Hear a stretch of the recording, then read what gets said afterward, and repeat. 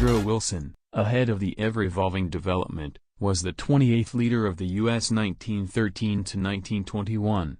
After a strategy of nonpartisanship at the episode of the Second Great War, Wilson drove America into battle to make the world safe for a majority-rule government. Like Roosevelt before him, Woodrow Wilson viewed himself as the individual agent of individuals. Nobody, however, the president, he expressed, is by all accounts expected to pay special attention to the general interests of the country. He fostered a program of moderate change and declared global authority in building another world request. In 1917 he broadcasted American entry into the Second Great War, a campaign to make the world okay for a majority rules system. Wilson had seen the horrendousness of war.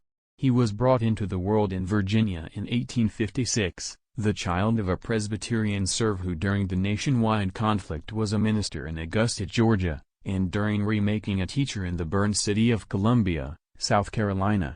After graduation from Princeton, then the School of New Jersey, and the College of Virginia Graduate School, Wilson procured his doctorate at Johns Hopkins College and entered upon a scholastic profession.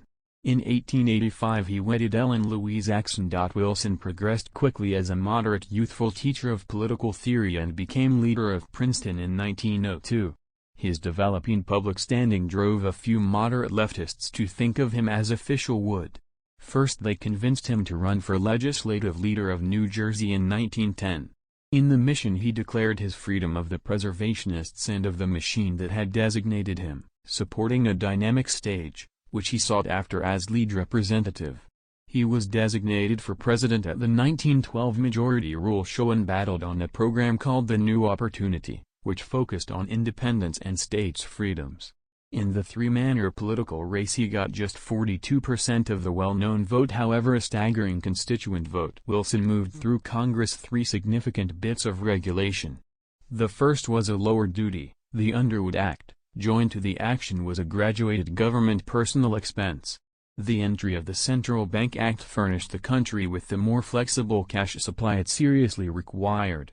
In 1914 antitrust regulation laid out a government exchange commission to preclude unjustifiable strategic policies.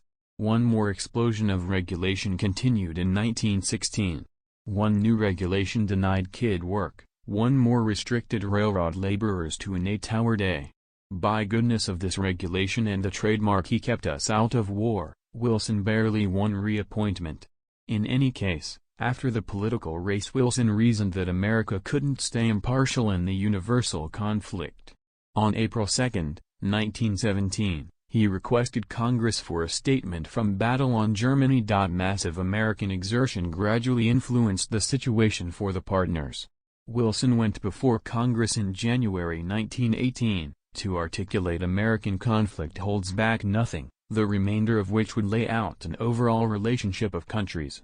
Managing the cost of common certifications of political freedom and regional respectability to extraordinary and little states the same. After the Germans marked the truce in November 1918, Wilson went to Paris to attempt to assemble a persevering through harmony.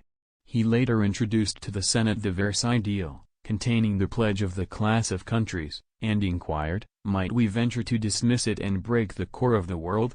Yet, the appointment of 1918 had moved the equilibrium in Congress to the conservatives. By 7 votes the Versailles settlement bombed in the Senate. The president, against the admonitions of his primary care physicians, had made a public visit to prepare public opinion for the deal. Depleted, he experienced a stroke and almost passed on. Delicately breastfed by his subsequent spouse, Edith Bowling Galt, he lived until 1924.